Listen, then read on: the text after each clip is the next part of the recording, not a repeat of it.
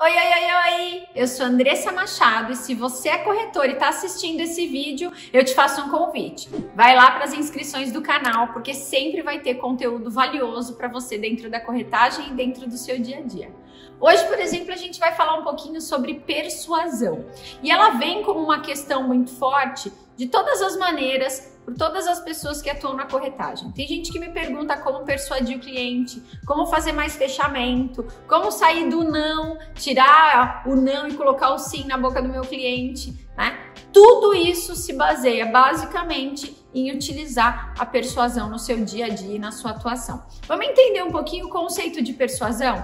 Persuasão nada mais é do que você usar recursos emocionais para conduzir um cliente a aceitar uma ação ou, obviamente, uma ideia que você tenha. Então, perceba, não vai funcionar só no momento do fechamento.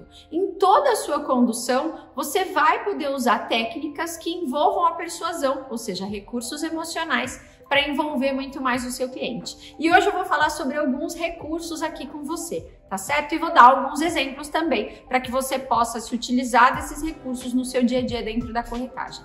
O primeiro é o recurso da reciprocidade. Exatamente. O ser humano tende a respeitar essa relação de reciprocidade. E eu uso muito a técnica da reciprocidade já no início do meu atendimento, quando eu estou principalmente fazendo a apresentação de um produto para o cliente, em que eu pauso e faço perguntas para esse cliente. No momento em que eu ouço ele, eu paro o que eu estou falando, ouço o que o cliente está falando, né? Entendo o que ele está falando, eu já gero uma relação de reciprocidade, ou seja, quando eu for indagar o cliente ou quando o cliente me fizer alguma pergunta, inconscientemente ele consegue aceitar muito mais o que eu vou falar para ele. Ah, André, se por telefone estou fazendo uma oferta, esse cliente é grosseiro comigo, ele tem uma reclamação que ele está fazendo da empresa. Tem uma palavrinha que ela é mágica. Quando você coloca entendo.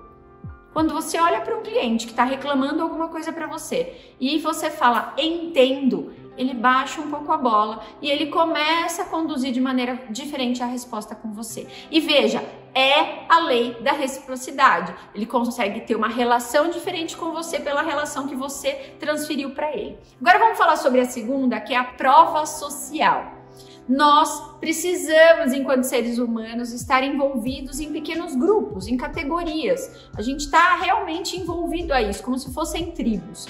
Então, quando você estiver tratando com um cliente que fala que está com medo de comprar um imóvel, ou que fala que tem uma sogra que é isso ou aquilo, ou a esposa, ou o filho, ele conta alguma história para você, coloque para ele que você já atendeu pessoas com essa mesma história e como essas pessoas conseguiram sair desse ponto de partida que ele está hoje e resolver a situação comprando o imóvel. De novo, ele vai entender que faz parte de um grupo, ou seja, ele não está sozinho com essas dúvidas, com essas crenças, com essas questões e automaticamente você está trazendo ele para um grupo que é mega positivo, que é o grupo de compradores de imóveis. Vamos para mais uma atuação que é a da conexão. Lei da conexão. Vou te dar um exemplo da lei da conexão. Vamos supor que eu, Andressa, estou conversando com um cliente que é um casal que tem filhos e eu também tenho filhos. Então, no momento do atendimento, eu posso fazer alguma relação com os meus filhos. Nossa, meu filho faz a mesma coisa que o teu, está acontecendo isso comigo também. Isso faz com que o cliente se conecte a você. É óbvio que você tem que buscar conexões verdadeiras, de coisas que de fato têm relação com você, né? Mas a cada cliente você entender como estrategicamente você vai fazer uma conexão com ele. Eu, por exemplo, uso muito hoje em dia, quando o cliente está na dúvida de comprar um imóvel para poupar, para investir, eu falo de situações como a minha, em que eu já negocio, eu já invisto no mercado imobiliário. Falo também quando o cliente está com medo de comprar um imóvel na planta ou com a ansiedade de receber um imóvel, eu falo para ele que eu tenho realmente um imóvel para receber daqui a um ano e que eu trabalho com a mesma ansiedade dentro da minha família. Então veja que ele começa a se conectar. Isso vai me ajudar numa construção que é feita na jornada do cliente até o momento da compra. Vamos falar um pouquinho da autoridade. Como é que você vai demonstrar autoridade para o cliente? Através das redes sociais? Sim, você consegue. Através da sua vestimenta, da sua postura, do seu vocabulário? Também. Mas existem algumas técnicas que envolvem essa questão da autoridade que ficam subentendidas. Por exemplo, se você for marcar um atendimento com esse cliente, manda para ele lá no WhatsApp. Olha, tal dia, o senhor prefere às 2 horas ou às 16 horas? E você pode finalizar falando, olha, eu só não posso às 18 horas porque eu tenho uma assinatura de contrato.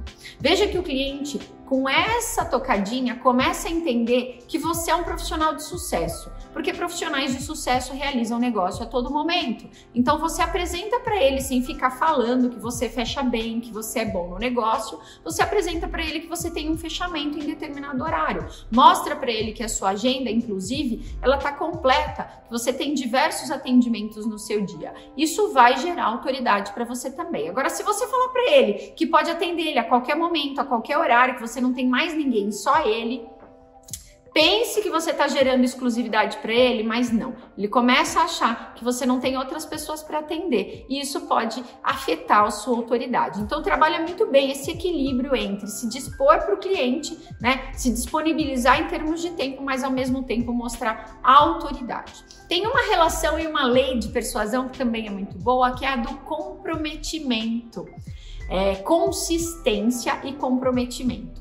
Imagine o seguinte, vou dar um exemplo para você usar essa técnica.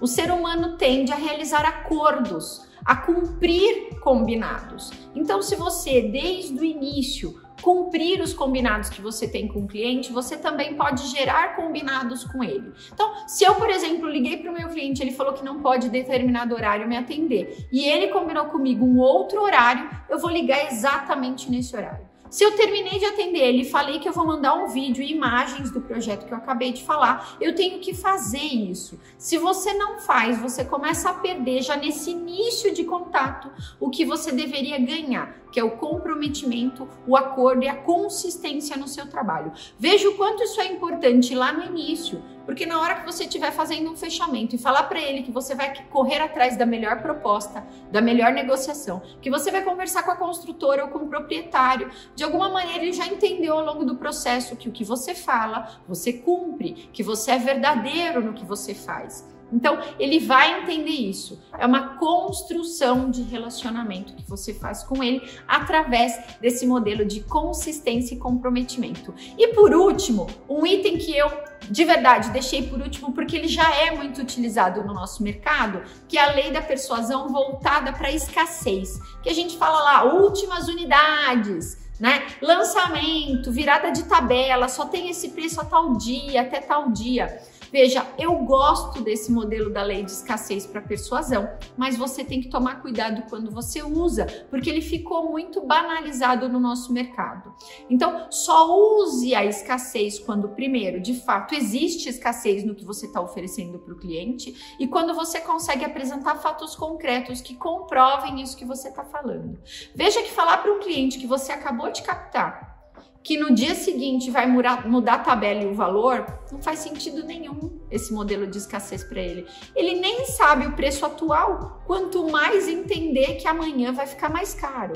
Ele não vai comprar de um dia para o outro por causa disso. Talvez aquele cliente que já esteja na sua carteira, que já esteja negociando com você há bastante tempo, para ele faça sentido você falar isso, até para mostrar autoridade, para mostrar comprometimento, né? Você apresenta para ele, olha, se a gente conseguir realizar enquanto essa semana, eu ainda tenho esse valor. A partir do mês que vem, eu tenho que ser sincero, tenho que ser verdadeiro com o senhor e falar que vai mudar a partir do mês seguinte. Veja, aí sim você está gerando escassez, mas no momento certo. A gente falou aqui sobre 6 leis da escassez, na verdade 6 leis relacionadas à persuasão, uma delas é a escassez, mas que vão te ajudar no dia a dia, para que na construção da jornada do cliente, você consiga efetivamente usar essa técnica para gerar mais vendas para você.